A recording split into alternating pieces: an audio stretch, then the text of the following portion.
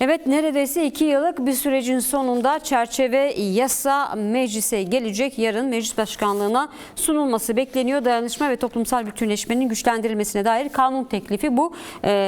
Çerçeve yasanın resmi ismi bu şekilde tabii. İçeriğine dönük de sorularımız olacak tabii. Buna geçmeden önce çerçeve yasanın önemini, gerekliliğini sorarak başlamak istiyorum. Neden? Bu yasaya ihtiyaç vardı. Bu yasa muhakkak meclise gelmeliydi. Neden Türkiye'deki mevcut hukuki düzen yetersizdi? Öncelikle kendi 100 yıllık meselemizin demokratik bir müzakere yollarıyla çözülmesinin mutluluğunu yaşayan bir Kürt yurttaş olarak söze başlamak istiyorum. Hukukçular olarak ülkemizde yaşanan demokratik çözümü bekleyen ciddi anlamda mağduriyetlerin yaşandığı 100 yıllık büyük acıların da beraber yaşandığı bir Kürt sorunu gerçekliğine tanıklık ederken bugün de aslında tarihi bir dönemden geçiyoruz hepimiz ki 1999 yılında, 2013-2015 yılında farklı dönemlerde barışa yaklaştığımızı düşündüğümüz dönemlere de tanıklık etmişken bugün bu sorunun gerçekten toplumsal bir konsensusla, toplumsal bir müzakereyle, demokratik ve barışçıl bir yolla bu kadar acılar yaşandıktan sonra çözülebileceği gerçekliğine tanıklık etmemiz ve kendi barışımızı kendimiz tesis ettiğimiz bir noktaya gelişimizin önemini ve kıymetini bilerek bu sürece yaklaşmak gerekiyor. Elbette ki zorlu süreçler yaşandı ki bu yasanın mecliste şu an tartışılıyor oluşu, önümüzde barışçıl bir gündemin ve bir dönemin kaçınılmaz zorlu bir dönemin, uzun bir mücadele ve yeniden yapılanma, demokratik yapılanma döneminin varlığı gerçekliğini bilerek de bu sürece yaklaşmak gerekiyor. Bir halkı yok sayan bir politikanın aradan 100 yılda geçse karşılığının olmadığını biz tecrübe ediyoruz bugün. Bir halkın varlığının koşulsuz kabulü gerekiyor. Kimliğinin, kültürünün koşulsuz varlığı gerekiyor.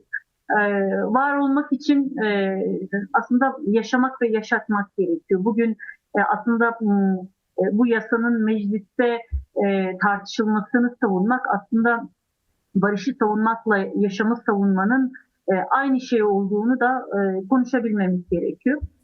Bugün ülkemizin bütün güçleri hem mevcut siyasi iktidar hem muhalefeti hem demokratik güçleri yaşamdan ve barıştan yana bir tutum takınılıyorsa bunu büyütmek, bunu desteklemek de elbette çok kıymetli.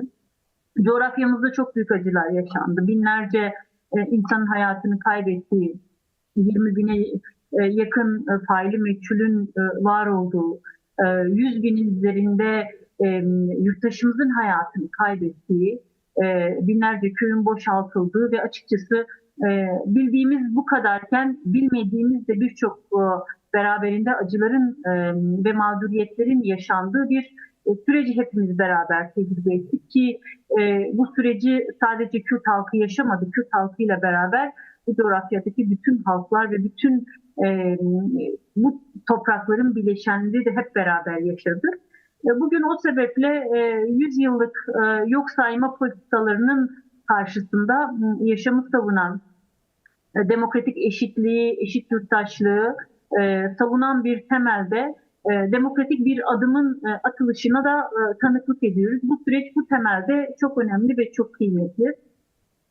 Bu sebeple emeği geçen, bu sürece katkı sunan herkesin sürdürdüğü mücadelenin de ne kadar değerli ve özel olduğunu bilerek yaklaşmak lazım.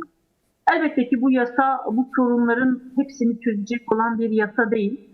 Ancak sorunun adını koymak, çözümün yöntemini ve şeklini demokratik ve barışçıl bir yöntem olarak belirleyip bu doğrultuda bir yol ilerleme iradesinin sergilenmiş olması hepimizi geleceğe dair, demokratik bir geleceğin inşasına dair hem mutlu etmekte hem de umutlandırmakta. Zira son dönemde barışa ve kardeşliğe dair toplumsal güvenin çok zedelendiği bir dönemi yaşadık. Birçok kaygılar, endişelerini dile getirdi. Yurttaşlar, toplumun farklı kesimlerinden konuştuğumuz bütün insanlar ve sadece bu coğrafyada yaşayan insanları ilgilendirmiyor. Bugün silah bırakıp ülkeye gelecek olan binlerce insandan bahsediyoruz. Bugün Avrupa'da sürgünde olan, kendi coğrafyasının yolunu gözleyen yine binlerce insandan bahsediyoruz.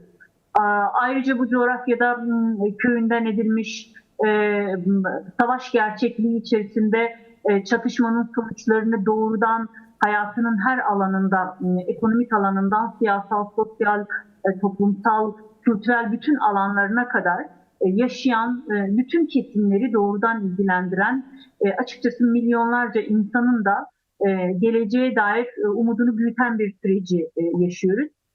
Ancak bu sürecin tek başına çözümü değil bu yasa. Kapıyı aralayan ve demokratik bir geleceğe dair hepimizin yeniden aynı tutum ve iradeyle de bir mücadele hattı üzerinde de dayanışarak bu geleceği kurmak üzerine de bir iradeyi süreklileştiren bir dayanışma ağıyla da bu süreci yürütmek lazım. Ki daha yeni başlıyor olacağız.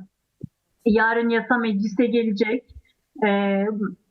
Ki bugün basına yansıyan ve son birkaç gündür yansıyan şeylerden neredeyse siyasal bütün yapılar, bütününe yakın siyasi partilerin de bu sürece dahil olacağı, tartışmaların içerisinde yer alacağı ve barışın tesisine katkı sunmak konusunda da pozitif irade belirttiği de bir dönemin içerisindeyiz.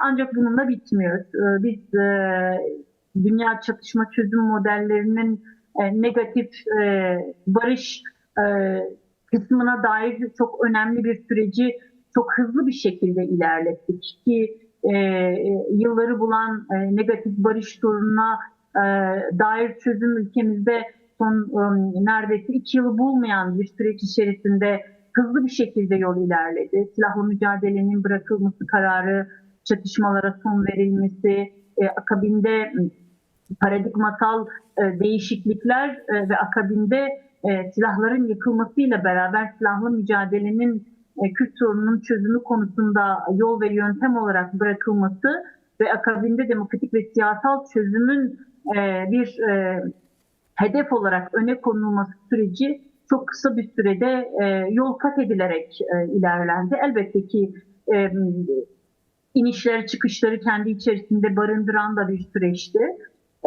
Bu açıdan da çok hızlı ilerlendi. Ben en önemli tutumun karşılıklı yapıcı tutumla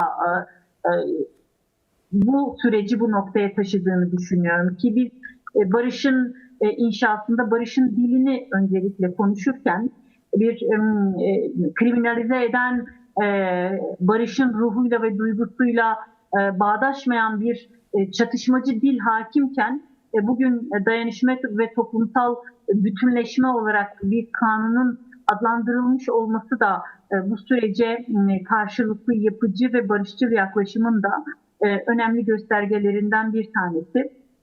Peki, elbette ki girmek de istiyorum çünkü herkese büyük sorumluluklar düşüyor. Evet, tabii çerçeve yasa denildiğinde biraz kamuoyu tarafından da bakmak istiyorum. Farklı beklentiler oluştu çünkü 2 yıllık süreç uzun bir süreç ve birçok şey de konuşuldu. Peki hukuk komisyonu perspektifinden bu yasanın temel amacını da izleyicilerimize ifade edebilir misiniz? Şimdi kalıcı barış derken aslında sadece silahlı çatışmanın sona ermesinden bahsetmiyoruz. Çünkü çatışmanın sona ermesi sadece silahları bırakmakla değil, barışın sürdürülebilir olması üzerine bir planlama ve bir hedef belirleyerek de yol ilerlemek gerektiğini önümüze koyuyor. çatışmayı besleyen ve çatışmalı bir çözüm arayışını toplumun bir kesiminin önüne koyan koşulların da elbette ki düzenlenmesi ve değiştirilmesi gerekiyor. Bugün sadece negatif barışı konuşamayız, biz pozitif barışı da konuşmamız gerekiyor. Bu çatışmayı besleyen siyasal, hukuksal, ekonomik, kültürel, toplumsal nedenlerin de ortadan kaldırılmasını gerektiren bir koşul olarak önümüzde duruyor. Bu nedenle özel yasa yalnızca silah bırakma sürecini düzenleyen bir metin olarak da tanımlanmamalı. Barışı inşa edecek olan yapısal dönüşümün hukuki çerçevesini belirlerken bundan sonraki sürecin de süreci de rehberlik edecek bir metin olmak zorunda ki önümüzde bundan sonraki süreçle ilgili daha büyük bir çalışma duruyor. Ki bu beraberinde neyi getiriyor karşımıza? Demokratik bir toplumun mücadelesini getiriyor. Çatışmayı besleyen, ayrımcı, dışlayan uygulamaların ortadan kaldırılmasını gerektiriyor.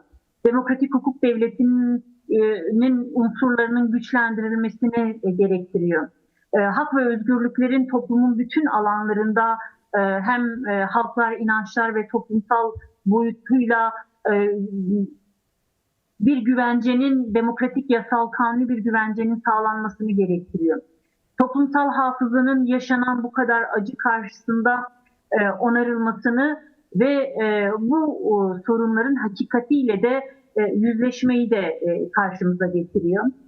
Sosyal adaleti, ekonomik eşitliği ve bölgesel kalkınmayı da öncelleyen açıkçası politikaların geliştirilmesi ve akabinde de Kürt halkının başta olmak üzere farklı kimliklerin, dillerin, kültürlerin de eşit biçimde korunmasını ve bunun yasal güvenceye alınmasını, eşit yurttaşlığı da tartışmayı da önümüze getiriyor.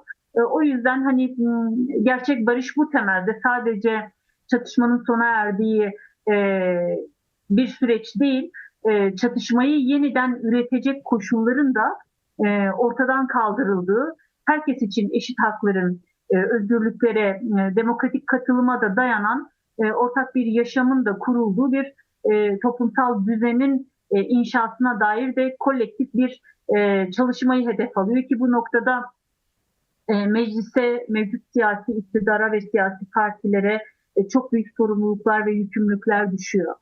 Bu bahsettiğimiz başlıklar temelinde bütün toplumsal kesimlere, sivil toplum alanına, basına, medyaya ve açıkçası doğrudan her yurttaşa da büyük sorumluluklar düşüyor. Biz bugün silahların bırakılmasından sonra sosyal ve siyasal yaşama katılıma dair bir tartışmayı konuşacaksak, sosyal yaşamın içerisine dahil olmasını istediğimiz binlerce insanın yaşamasını sosyal ve siyasal yaşamın içerisinde nasıl yaşayacağına dair bir fedakarlığı ve bir sorumluluk bilinciyle de hareket etmemiz gerekiyor. Bugün birbirimizi bundan sonraki süreçte de ötelemeyen, düşmanlaştırmayan, birbiriyle karşı karşıya getirmeyen, var olan yaraları da saran bir temelde de bütün toplumsal kesimleri dahil eden, açıkçası bugüne kadar belki süreç kısmen çok şeffafta yürütülmedi. Ancak bundan sonraki süreçte denetleme mekanizmalarının içerisinde, gözlem süreçlerinin içerisinde hem çatışmalı alanlardan sosyal yaşamın içerisine dahil olanlar başta olmak üzere bundan sonraki süreci inşa edersen de kadınların bu süreci dahiliyetini, çocukların bundan sonraki süreçteki varlıklarına dair tartışmaları, sosyal yaşamın içerisine dahil olmanın şekline dair de ciddi, önemli hayati, psikososyal yönleri de olan, ekonomik boyutu da tartışmasız karşımızda olan, devletin de bütün sosyal, siyasal yapıların da bir taahhütle içerisinde yer alması gereken bir dönemin içerisine giriyoruz. İşimiz elbette ki kolay değil. Peki saldırılar da var sürece. Aralanan kapı Sevda arkadaş. evet, Sürece dönük bazı kesimlerin, bazı siyasi kesimlerin saldırıları devam ediyor. İlk günden aslında başlayan saldırılar vardı. Bu kesimlere neler söylemek istersiniz? bazı siyasi çevreler. Bununla birlikte tabii Evet. çerçeve yasa meclis gündemine gelecek, en geç pazartesi de işaret ediliyor genel kuruldan geçmesi için. Tabii bu bir ilk dedik çerçeve yasa için. Daha devamının gelmesi gerekiyor. Bu noktada nasıl bir süreç işleyecek? Buyurun. Şimdi bahsettiğimiz başlıkların hayata geçmesi için bunun kanuni ve idari düzenlemelerinin elbette ki yapılması gerekiyor.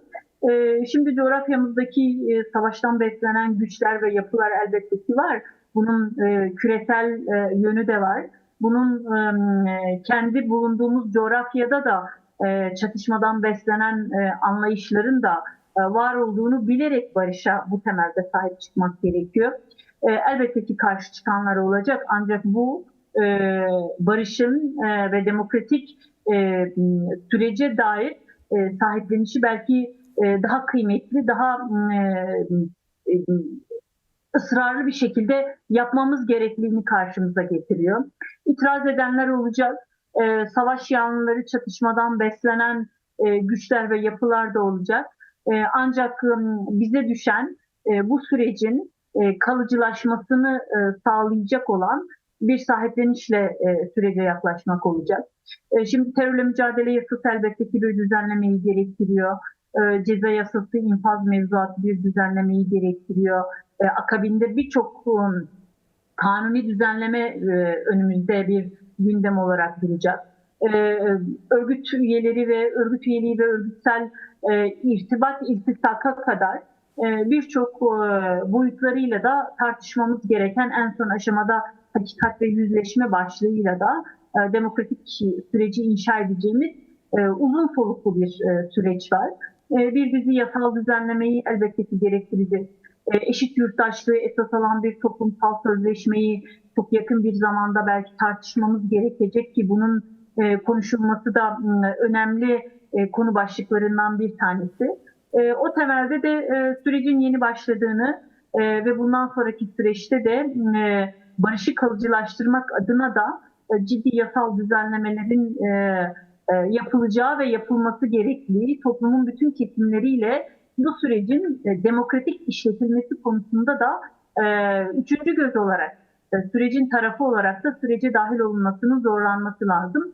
Ama asıl önemsediğimiz şey bu sürecin hem kontrolü hem denetlenmesinde oluşturulacak komisyonların bütün toplumsal mütabakatı sağlayacak bir bileşenle sağlanması, kadın temsiliyetinin elbette ki burada yer alması, kadınların, çocukların doğrudan çatışmalı süreçten olumsuz etkilenen bütün toplumsal kesimlerin de geleceğe dair öncelikli olarak belki hayati şeyleri tartışıyoruz, ancak çatışmalı sürecin dolaylı etkilerinin de ortadan kaldırılacağı mekanizmaların da alt komisyonlarla oluşturulması gerekiyor. Akademisyenlerin bu sürece dahil edilmesi, sivil toplum alanının bu süreçte varlığının ve sürecin daha sağlıklı yürütülmesi konusunda da katkılarının ve sorumluluğunun da bu süreçte bir konumlandırmayla, görevlendirmelerle de dahiliyetiyle de sağlanması gerekiyor. Elbette ki mecliste, elbette ki mevcut siyasi iktidara ve siyasi partilere büyük sorumluluklar düşüyor. Ancak toplumun bütün kesimlerinin bu süreçte de önemli bir sorumluluk sahibi olduğunu, bugüne kadar da bu sorumlulukla yaklaştıklarını ve bundan sonra da aynı hassasiyetin barış süreci bitiyor değil, aslında toplumsal barışımızı yeni inşa ediyoruz şiarıyla da bu sürece yaklaşması gerektiğini düşünüyoruz. Bu temelde de yolumuz uzun, ancak geldiğimiz aşamada çok kıymetli ve çok değerli. Evet, çok teşekkür ederiz yayınımıza katıldığınız için Sevda arkadaş. Teşekkürler. Ben teşekkür ederim. İyi yayınlar diliyorum. Teşekkürler, iyi akşamlar diliyoruz. DEM Parti Hukuk Komisyonu Sözcüsü Sevda Çelik Özbingöl. Teşekkürler, iyi akşamlar.